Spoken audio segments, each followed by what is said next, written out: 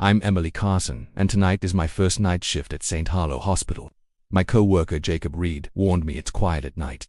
Too quiet, but nothing could prepare me for the shadows that move on their own, the whispers that echo inside my head, or the figure in a nurse's uniform that looks exactly like me. By the time I realize I'm not alone, it's already too late. I never thought the night shift at St. Harlow Hospital would feel like stepping into another world. When I first walked through the sliding doors, the fluorescent lights flickered briefly, as if warning me that the night ahead would be different.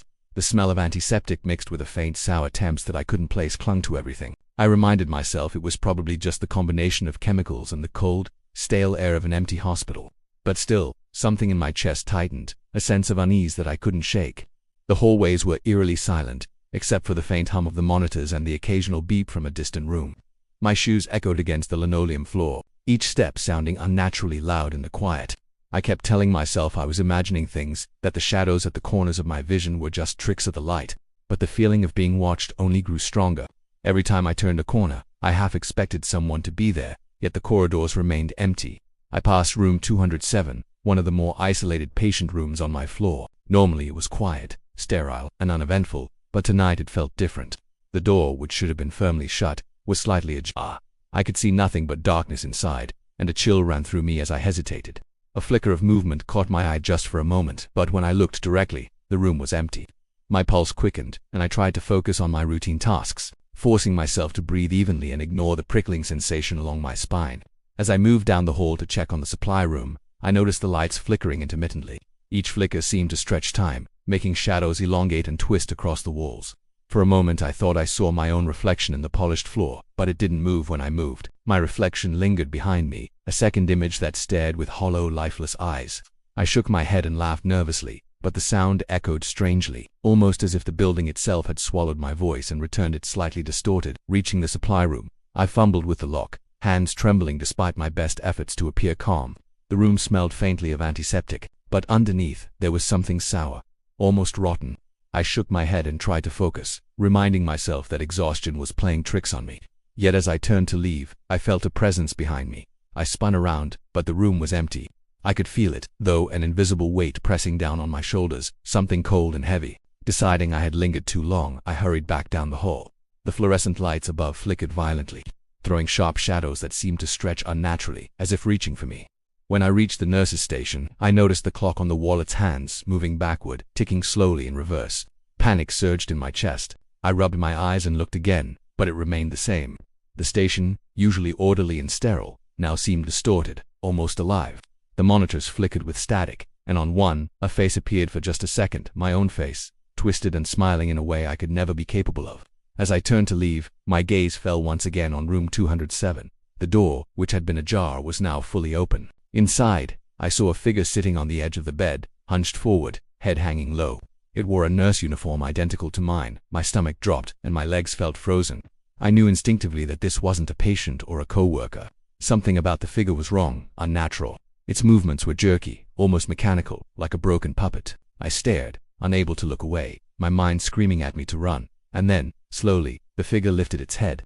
Its eyes met mine, or rather, it seemed to look through me, dark and hollow, and then it smiled. That smile was wrong. It was too wide, too knowing, carrying a malevolence that made the blood in my veins turn cold. The air in the hallway thickened, pressing against my chest, and I realized with sudden clarity that I had no idea if I could leave. The hospital, once a place of healing, now felt like a cage. I stepped back, heart hammering in my chest, and the figure remained unmoving except for that unsettling, knowing smile. The shadow it cast against the wall seemed to stretch and twist, reaching out toward me. I wanted to scream, to run, but my legs refused to move. Something about that smile, that hollow gaze, rooted me in place, and I understood that the night ahead was far from ordinary. Whatever was in that room, whatever was waiting for me, had noticed me, and it was patient. And then, as I turned reluctantly to walk away, I heard it, a low, whispering laugh echoing in my mind, though no one else was there. I couldn't shake the image of that figure from my mind. Even as I moved down the hall, my footsteps echoing louder than usual, I felt as though invisible eyes were tracking me from every shadow. The hospital, which I had thought was familiar, now felt alien, its long corridors twisting in ways that made it impossible to remember which way led to the exit. My breathing grew shallow, and I found myself constantly glancing over my shoulder, half expecting the figure to appear behind me. I tried to focus on my tasks, telling myself it was just exhaustion, maybe too many consecutive night shifts. I checked charts, administered medication, and recorded vital signs, but the sense of being watched refused to leave. I could hear faint whispers in the vents, soft and distant at first, then growing louder, like voices pressed just beyond comprehension. I paused by a nurse's cot, pretending to adjust supplies, and tried to convince myself it was just the hum of the hospital's machinery. But then I heard my name whispered, carried on a breathy hiss, and my stomach dropped. As the first passed room 3, I saw shadows moving along the walls, elongated and contorted, stretching unnaturally toward the ceiling. For a moment, I thought it was another trick of the flickering lights. But the shadows moved independently, shifting as if they were alive. I stopped, staring, my heart pounding. One of the shadows seemed to detach itself from the wall, taking a form vaguely humanoid, though its edges wavered like smoke. I forced myself to keep moving, telling myself that looking back would only make it worse, but my curiosity and terror compelled me to glance over my shoulder. The figure was gone. I reached the supply closet on the far end of the hall. The door was slightly open, even though I was certain I had closed it. As I stepped inside, I noticed a trail on the floor, small black footprints, glistening as if wet. They led toward the staff bathroom. I followed cautiously, each step feeling heavier, as though some unseen weight was pressing down on me. The footprints ended abruptly at the threshold. Inside, the bathroom mirror reflected the empty room, but my reflection moved differently. My hands lifted slowly, deliberately, while mine remained at my sides. I froze. Then, words appeared on the glass, written as if by some unseen hand. "You can't leave." My pulse raced. I backed away, glancing around frantically, but the room was empty. The fluorescent lights flickered violently, throwing everything into sharp contrast. For a brief moment, the reflection in the mirror smiled, a twisted grin that wasn't mine. I stumbled backward, heart hammering, and slammed into the door. The hallway stretched longer than I remembered as I fled. Every turn seemed to bring me back to the same area, the same corridor leading to room 207. I forced myself not to look inside, but the door now stood fully open. The darkness within seemingly deeper, almost tangible. I knew I shouldn't enter, yet I couldn't resist. It was as if an invisible thread was pulling me closer, compelling me to confront whatever waited there. Inside, the figure was gone, yet the air was suffocating. Heavy with an unidentifiable odor, a mixture of antiseptic, decay, and something far worse. I noticed a thin trail of black, sticky residue leading toward the corner of the room. My stomach turned as I followed it, unable to look away. At the far end, the shadow of the figure appeared on the floor, stretching impossibly long and then dissolving into darkness. I swallowed hard, my throat dry.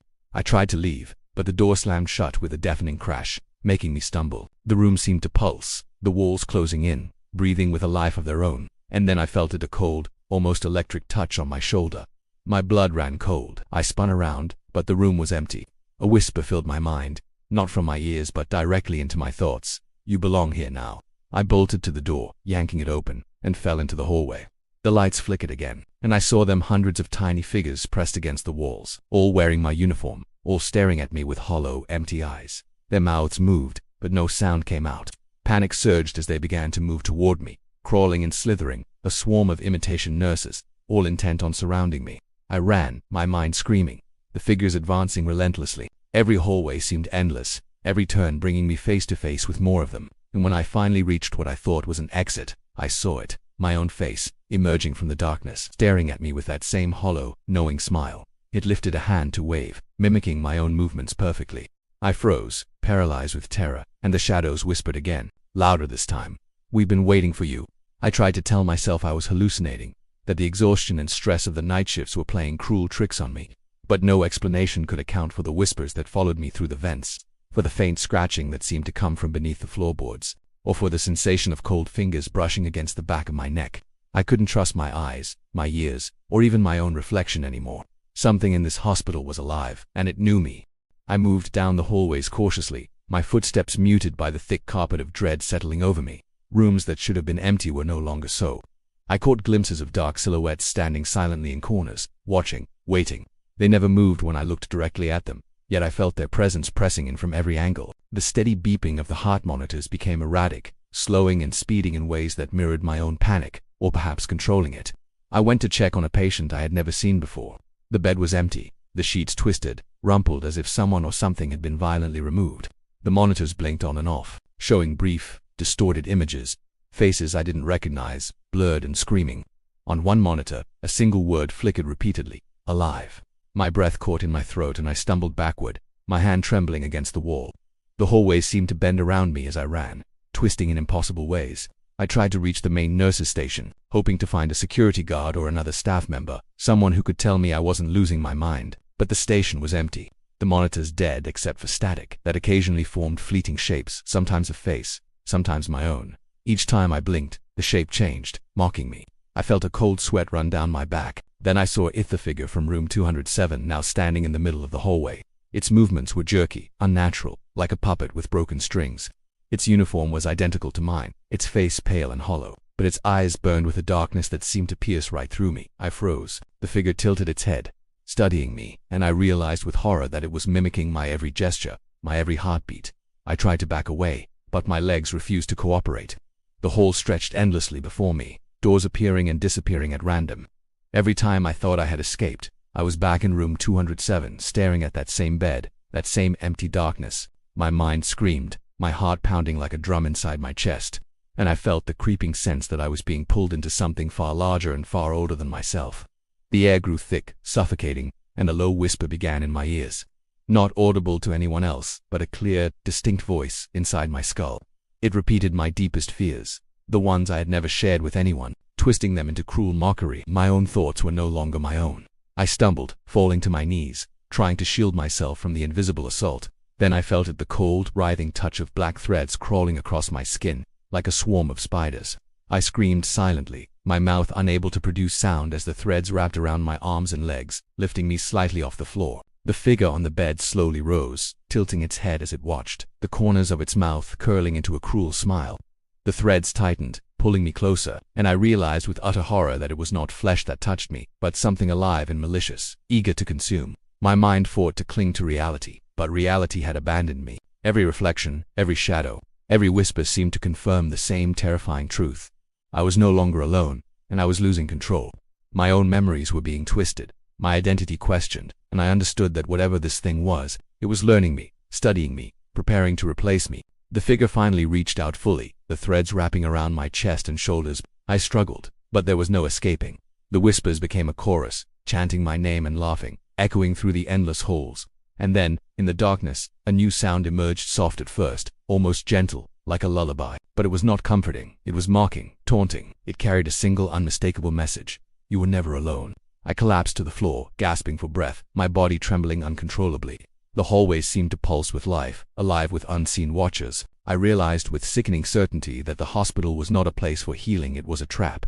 A living organism that fed on fear and despair, and I had become its prey. Whatever waited in the darkness had already claimed me in ways I couldn't yet understand, and there was no turning back. I woke up on the cold, hard floor, the fluorescent lights buzzing above me like a swarm of angry insects. My head throbbed, and for a moment I couldn't remember where I was or who I was. The hallways stretched endlessly in every direction, familiar yet wrong, as if the hospital itself had rearranged overnight. I tried to move, but the walls seemed to pulse, contracting and expanding subtly, like a living thing breathing around me. Every step I took felt heavier than the last, and I realized that something had changed. I was no longer just a visitor, here I was part of it. The nurses' station came into view, but it was empty, the monitors dead, their screens flickering with static and brief glimpses of distorted faces. Faces I didn't recognize, twisted and screaming silently. As I approached, one of the monitors lit up fully for a brief second. I saw my own face staring back at me, pale and hollow-eyed, lips curled into that same unnatural smile I had seen in room 207. My stomach lurched. Was it a hallucination, or had the hospital already begun replacing me? I turned and ran down the hallways, desperate to find a door that led outside. Every corridor I entered looped back on itself. I pushed open doors that should have led to stairwells, exits, or supply closets, only to find myself staring at the same dim hallway, the same flickering lights, the same silence. It was as if the building were alive, reshaping itself around me, a predator and I, its prey. The whispers returned, louder this time, circling around me from above, below, and all sides. I couldn't tell if they were coming from the vents, the walls, or inside my own head. They spoke fragments of thoughts and memories that weren't mine or perhaps were, twisted beyond recognition. They taunted me, reminding me of failures I thought long buried, things I had tried to hide from the world, secrets I never shared. And yet, the voices weren't angry, they were patient, deliberate, like a predator savoring the terror of its prey. I stumbled upon a stairwell and rushed down, hoping that maybe the basement would lead to an exit, somewhere I could find someone, anyone. But every floor was identical. Doors led back to the same hallways, the same shadows, the same oppressive darkness. I tried to scream, but no sound escaped. The hospital was swallowing me, consuming my identity, and I was powerless to resist. And then I saw them, figures standing at the edges of the hallways. Other nurses, I realized, trapped like me, their movements slow and unnatural, faces blank yet unmistakably human. They didn't approach me, yet I felt their despair pressing against my mind, a cold weight that made every thought ache. My own reflection in the polished counter of a nurse's station now showed me with one of those faces, hollow-eyed and smiling when I wasn't. I recoiled, pressing my hands against my face, but the image remained, grinning at me with sickening patience. From somewhere deep within the building, I heard the steady beeping of a heart monitor. I followed it, compelled by a mixture of fear and curiosity. The monitor sat on a small table, flickering weakly. I looked down and felt my chest tighten. The heart rate displayed wasn't mine. It was faster, irregular, racing and stopping in jerky pulses. Next to it, a small note appeared on the screen, as if written by an invisible hand. "You are next." The air grew colder, heavier, the hospital itself seeming to breathe around me. I tried to run, but the floor beneath me shifted, softening as if it were alive. Each step sank slightly, each movement met resistance, as if the building were pulling me toward room 207. My thoughts blurred. Panic consumed me, and in the corner of my eye, I glimpsed the figure again sitting, waiting, smiling, perfectly still, yet somehow moving in rhythm with my heartbeat. The whispering grew louder, a chorus of voices chanting together, overlapping, screaming my name in unison. I stumbled backward, eyes darting frantically, and then I saw a tenebrous presence. Taller, darker, watching from the far end of the hall. It didn't move, but its gaze pierced through the shadows, through the walls, through me. I felt it studying me, judging me, waiting. And then I realized with a sickening certainty that this was what had orchestrated everything, had been patient for me all along. I tried to run one last time, but every door, every hallway led me inexorably back to the same place, room 207. The bed was empty, yet I knew what awaited. The building pulsed around me, alive and patient, whispering my fate. "We need another nurse." And in that instant, I understood that escape was no longer an option. I can't remember how long I've been trapped. Days, hours, maybe minutes. It all blends together now. The fluorescent lights flicker endlessly, the same corridors looping on, and I have stopped trying to tell reality from illusion. Every hallway I walk feels alive, pulsing with a heartbeat that is not mine, as if the hospital itself has claimed me as part of its body. My own footsteps echo back, but sometimes I hear hundreds of footsteps answering mine, none of them my own. I've seen others, other nurses, trapped like me, moving in slow, jerky motions, faces blank and expressionless, their bodies no longer fully human. They do not speak, they do not acknowledge me, yet I feel the weight of their despair pressing into my mind. Sometimes, I glimpse my own face in the shadows, staring at me with hollow eyes and a cruel, knowing smile. It mimics my every movement perfectly, and I realize with terror that it is already me, or will be soon. I wander through the halls endlessly, searching for an exit, a door that will finally lead me out, but every attempt ends the same way. Back in room 207, the bed is empty, yet the air is thick and suffocating, vibrating with a presence I cannot name. Sometimes I think I hear my own breathing from the bed, or faint whispers in my voice, repeating things I haven't said aloud in years.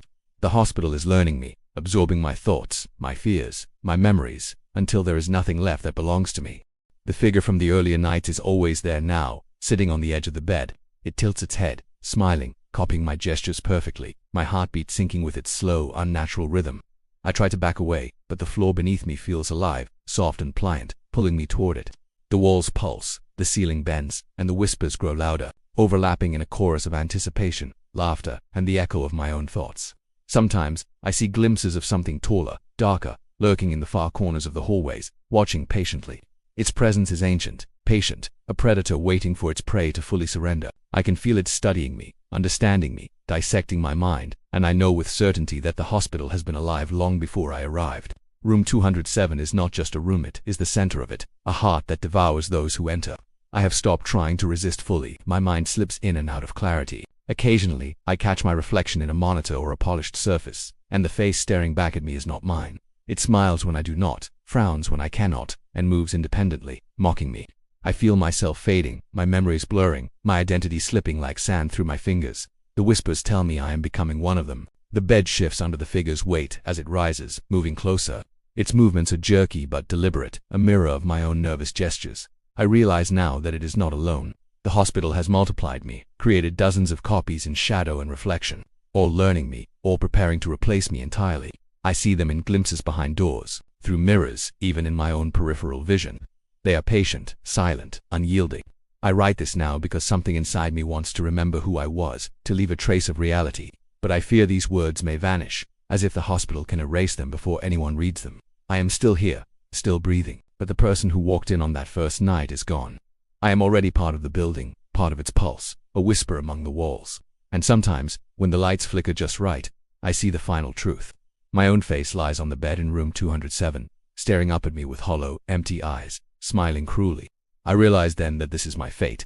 Not death, not escape, but perpetual repetition. The hospital does not kill. It copies, it consumes, and it waits. Another nurse will come, and the cycle will continue, and I will remain watching, trapped, fading forever. I can hear the whispers again, louder now, chanting, coaxing, patient. One thing is certain.